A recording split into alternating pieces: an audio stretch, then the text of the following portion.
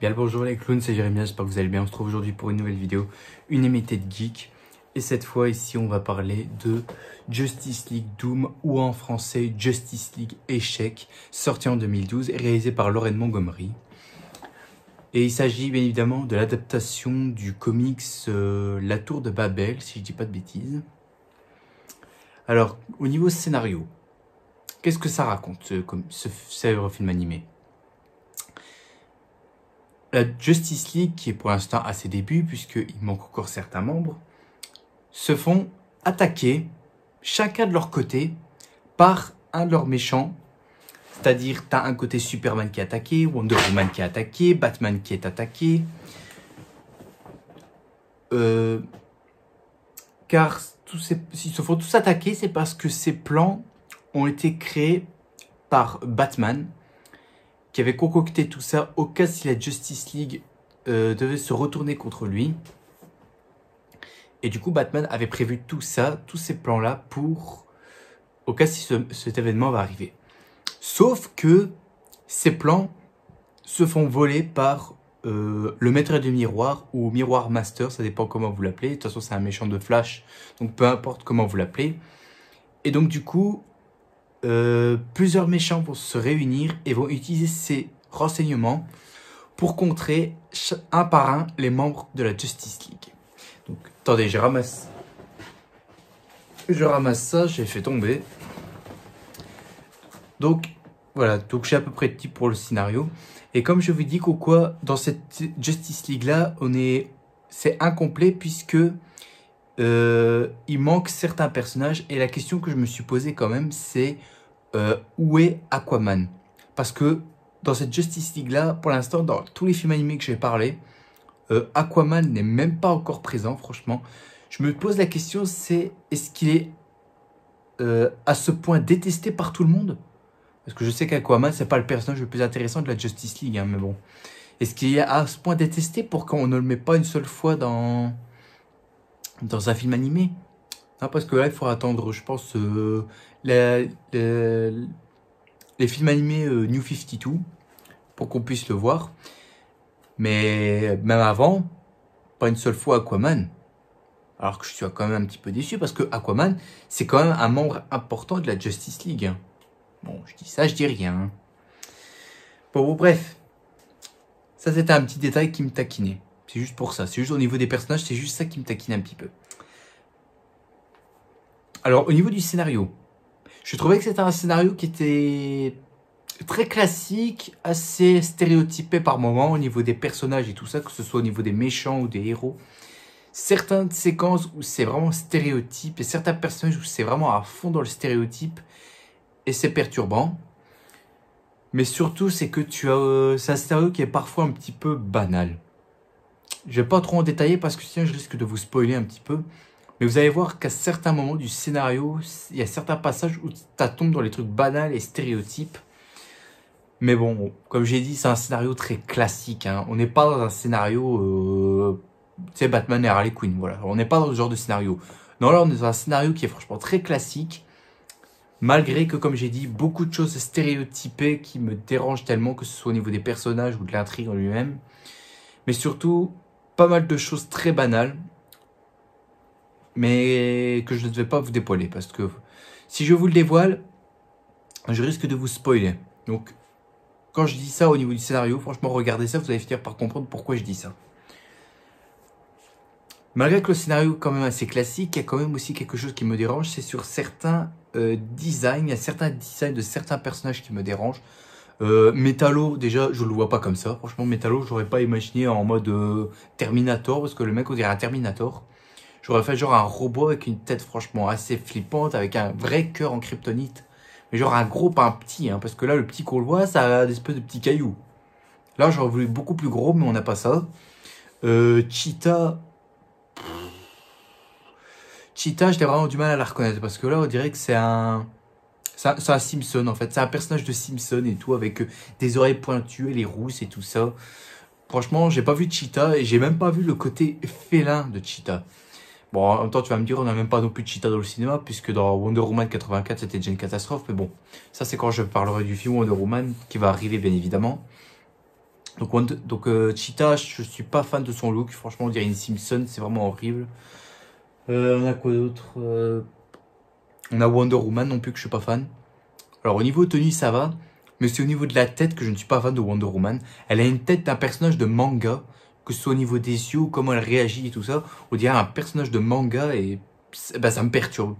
Ça me perturbe dans le sens où Wonder Woman, c'est pas censé être comme ça. Wonder Woman, j'aurais fait genre des yeux assez un petit peu grands. Et plus d'expression faciale de son visage parce que là, elle a quasi rien. La seule expression faciale qu'elle a, c'est du genre être énervée, être en colère. C'est tout ce qu'elle sait faire. Mais tu n'as pas d'autres expressions faciales au niveau de ce personnage-là. Ça, c'est emmerdant. À chaque fois qu'elle apparaît Wonder Woman, je me suis dit pourquoi est-ce qu'ils ont choisi le design de ce personnage-là? Pourquoi est-ce qu'ils ont fait cette tête-là? Cette tête de manga, j'aime pas franchement. Elle a des petits yeux ainsi et... Enfin bref, pour ceux qui regardent les mangas, vous savez de quoi je parle. On a aussi certains visages qui sont beaucoup trop lisses à mon goût. Notamment Superman et Batman. Superman, franchement, il a une tête tout carrée, mais tout propre, tout lisse. Tu sais qu'il n'y a pas de trait ni rien. Pour Batman, c'est pareil, quand il est en Bruce Wayne, tu vois exactement la même chose. Il n'y a pas assez de détails sur le traitement des visages des personnages. J'aurais voulu qu'au tu rajoutes, je sais pas moi, des rides ou des trucs assis ou des petits traits ou je sais pas moi.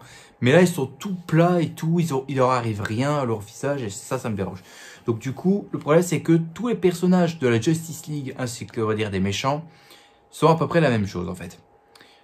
Ah, parce que là, ne vous fiez pas à ce que vous voyez là. Là, ce que vous voyez là, c'est de la publicité mensongère. C'est pas du tout ça que ça ressemble dans le film animé, je tiens à le préciser. Ça, c'est juste pour attirer, donc c'est de la publicité mensongère. Et je sais de quoi je parle, mais évidemment. Donc au niveau, comme j'ai dit, visage lisse et tout ça sur certains personnages, ça ne va pas du tout pour ma part. Après, c'est que mon humble avis.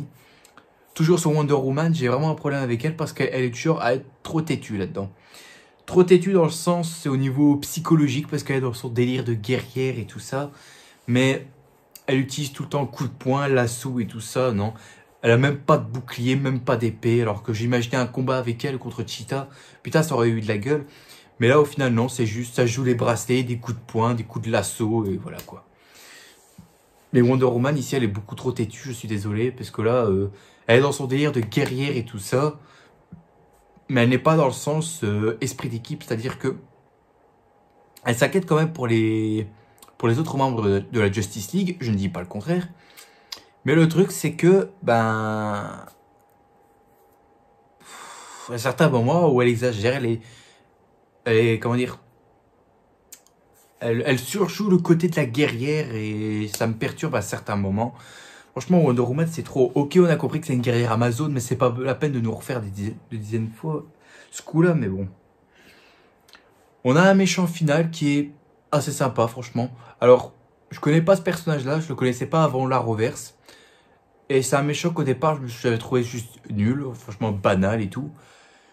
Mais que là, c'est assez sympa parce que là, c'est un personnage dont on n'a pas l'habitude de voir. Et ça, c'est un gros point positif. Parce que un méchant comme ça, je trouve ça franchement très bien parce que ça propose quelque chose de nouveau. Ça change un peu des classiques, c'est-à-dire des Lex Luthor, des Jokers et tout ça. Ça change un peu. Ça change un peu. Et du coup, là, je ne vais pas vous révéler le nom du méchant de ce film animé. Mais c'est un méchant qui, je pense, date peut-être de l'âge d'argent, si je dis pas de bêtises, je sais pas. Bref, je n'ai pas trop envie de conneries. Mais bon, bref, voir un méchant comme ça, franchement, je trouve ça assez sympathique. Ça propose quelque chose de nouveau. Ça change des classiques de méchants qu'on voit dans les films animés DC Comics. Mais là, on change un peu. Ça fait extrêmement plaisir. Un gros moment où je me suis dit, c'est exagéré.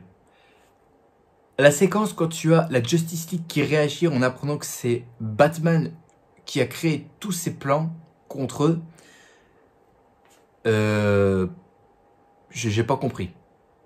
Honnêtement, j'ai pas compris. Parce que là, ils sont en mode qui ne la quête pas une seule seconde, les mecs. C'est-à-dire que dès qu'ils ont compris, ils regardent tous Batman et ils restent tous plats. Ils disent rien, pas un mot ni rien. Et ça, j'ai envie de dire quand même, vous êtes des super-héros et vous êtes même pas, vous en foutez qu'au quoi, Batman est quand même responsable de vous. Parce que le mec, il dit qu'au quoi, qu'il faisait ça, c'est uniquement pour voir les capacités que la Justice League peut faire. Et qu'à la fin, Batman, il décide qu'au quoi, sa place n'est pas auprès d'eux, il préfère travailler en solo, voilà quoi. Mais bon, bref. Il n'y en a aucun d'entre eux qui n'est vraiment choqué qu'au quoi ce soit un de leurs coéquipiers qui a fait ça. Quand même, chaque membre, là, ils sont pas ils sont pas conscients que... parce qu'ils sont arrogants et qu'ils n'imaginent même pas être manipulés par un de leurs coéquipiers et que ça va devenir une menace. Genre, ils se doutaient pas une seule seconde que ces plans-là, ça allait être... imaginons c'est tombé dans des mauvaises mains et hop, c'est devenu en main des méchants et ça devenait une menace pour eux. Mais à aucun moment, ils se disent franchement, c'est quoi le problème? Pourquoi est-ce que c'est comme ça et tout ça? Non, ils n'ont même pas conscience de ça. Ils n'ont même pas conscience de ça. Et ça, franchement, je trouve ça exagéré, quoi. Parce que, je veux dire, ici, dans cette Justice League, t'as qui? T'as Superman, t'as Wonder Woman, t'as Flash, t'as Green Lantern, t'as Cyborg et Batman. Bon, Batman, on sait que c'est lui qui a créé ça, mais pour tous les autres, ils se soucient pas une seule seconde de ça. Imaginons s'ils ne savaient pas à propos de ça. Eh ben, s'ils n'étaient pas au courant de ça, ils seraient tous morts. Ils seraient tous morts et Batman serait tout seul. Le problème avec ça, c'est qu'au quoi la réaction de la JL concernant qu'au quoi c'est Batman qui avait organisé tout ça, franchement, est juste mauvaise. Mauvaise, c'est tout ce que je peux dire.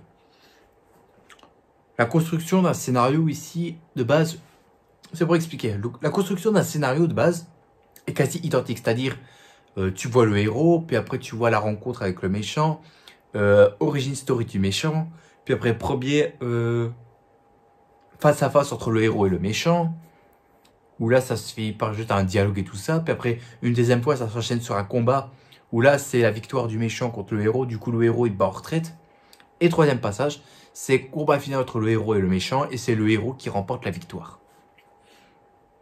Donc ça je pense que dans tous les films de super-héros ça doit correspondre à ceci. Sauf que là, et ça, c'est franchement très intéressant, c'est que, ou même pas très, enfin, ça dépend comment vous le verrez, mais le scénario n'est pas tout à fait pareil, en fait. C'est pas du tout la même chose, genre, c'est pas rencontre entre méchants et quoi que ce soit, ça nous montre juste, ça montre juste qu'au quoi, ils ont déjà affronté ces méchants-là, et que, ben là, ils vont juste prendre leur revanche, c'est tout, en fait. Donc, c'est pas un scénario classique d'un film super-héros, c'est pas un scénario très classique et tout. Ça part dans un autre sens et on va dire que ça passe. C'est pas super, mais ça passe quand même. Aussi, ce que je trouve très bien recherché, c'est que la JL se fait défoncer chacun de leur côté. Ça, je trouve ça bien. D'un côté, Superman avec Metallo, Wonder Woman avec Cheetah, Green Lantern avec, comment elle s'appelle? Star Sapphire, si je dis pas de bêtises. Flash avec le Miroir Master et Batman avec Bane. Donc, le fait que chaque membre se font attaquer un par un dans leur coin, c'est franchement très bien. Ah oui, aussi Martian Manhunter que j'avais oublié de dire. Et là, je trouve que ça, franchement, c'est très bien cherché. Et du coup, là, on utilise bien les points faibles des personnages et tout ça. Genre, je trouve ça franchement très cool. C'est très bien recherché au niveau des lieux pour faire ça. Franchement, je trouve ça juste incroyable. Par contre, là où ça pêche et ça dérange un peu, c'est au niveau du combat final. Au niveau du combat final, il y a un manque de rythme là-dedans. Non, pas manque de rythme. Manque d'intérêt, pardon. Manque d'intérêt parce que c'est un combat qui est franchement pas très original. Un combat qui est franchement plat. Plat, franchement, c'est pas un combat franchement intéressant. En plus, t'imagines bien, là on est dans un lieu où t'as pas de civil. Hein.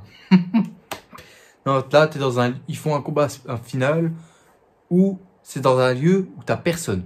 Dans une jungle abandonnée et là t'as personne. T'as pas un civil en danger, t'as rien. Il y a aussi un problème qui m'a dérangé à ce combat final, c'est avec Green Lantern. Parce que là, le mec, il fait juste des coups de bouclier et tout ça, puis des gants de boxe et c'est tout. Mais là, on n'a pas un vrai affrontement assez spectaculaire avec l'anneau, quoi. Genre, j'aurais bien voulu tu parles des rayons de lumière d'anneau et tout ça. Ça aurait été génial. Mais là, c'est juste, comment dire, c'est juste bouclier, des coups de poing normaux et tout ça, sans utiliser l'anneau. Et bon, le problème, c'est ça, quoi. J'aurais bien aimé qu'au quoi ce soit, on utilise bien les capacités de Green Lantern, parce que pour une fois qu'on voit dans un film animé, il faut bien au moins qu'on montre quelque chose de correct. J'aurais bien aimé qu'au quoi Green Lantern exploite plus ses capacités au niveau de l'anneau. On aurait pu avoir un combat franchement impressionnant contre lui et Star Sapphire. Mais au final, ce n'est pas le cas. C'est vraiment pas le cas. Ça, c'est vraiment emmerdant. Et puis, qu'est-ce que je pourrais dire d'autre pour terminer? La musique. La musique de Christopher Drake. Alors, c'est pas...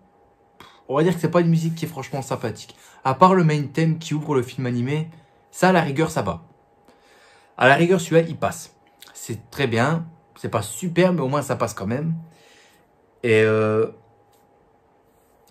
la musique aussi, t'as vraiment une séquence, une musique où ça m'avait plu à une séquence. C'est quand tu vois un plan où tu vois chaque membre de la Justice League qui se fait complètement détruite. C'est-à-dire, tu as la séquence où tu as Superman qui tombe et c'est entrecoupé par des petits plans où tu vois d'autres membres. Et ça, franchement, j'adore. La musique là est ultra lisse, c'est ultra beau. Franchement, j'ai rien à dire. C'est franchement magnifique, franchement. Bref, qu'est-ce que je pourrais dire d'autre sur Justice League Doom? Honnêtement, en conclusion, honnêtement, regardez. Au départ, j'avais eu très peu de souvenirs sur celui-là parce que j'avais vu quand j'avais 12-13 ans. Ça m'avait pas marqué, mais en revoyant... Bon, c'est pas le même auteur que Dark Knight Returns ou Under the Red Hood ou d'autres films qui vont arriver comme le Flashpoint Paradox et tout ça, non. Mais c'est quand même un bon petit divertissement. C'est un bon petit divertissement. Bon, comme je t'ai dit, il y a plein de points négatifs et tout ça. Hein. Niveau scénario et tout le bardin. C'est un truc sympathique. Bon, ça casse pas non plus 3 pattes à un canard, mais c'est quand même assez agréable à regarder honnêtement. Donc, est-ce que je peux vous le conseiller? Honnêtement, je dirais pourquoi pas. Pourquoi pas? C'est à vous de voir. Si vous souhaitez le regarder, c'est à vous de voir. Moi, honnêtement, je peux dire que je peux vous le conseiller. C'est tout ce que j'ai à vous dire, franchement. Certes, il y a beaucoup de défauts, mais ça reste quand même agréable à regarder. Je ne dis pas le contraire. Mais si on met de côté les points négatifs, tu passes quand même un bon divertissement. Et donc voilà, donc j'espère que cette animité de geek vous a plu. Si c'est le cas, vous pouvez mettre un énorme pouce bleu qui me ferait extrêmement plaisir et qui me motiverait bien évidemment à continuer. Mais aussi à vous abonner à ma chaîne YouTube pour ceux qui regardent cette vidéo et qui ne sont pas encore abonnés. Et on se retrouvera demain pour une prochaine vidéo. Sur ce, je vous dis à tous à la prochaine. N'oubliez pas le grand big smile évidemment qui fait plaisir. Profitez de la vie aussi, elle est extrêmement importante. Il faut surtout pas la gâcher, c'est moi qui vous le dis. Allez, à plus tout le monde. Salut.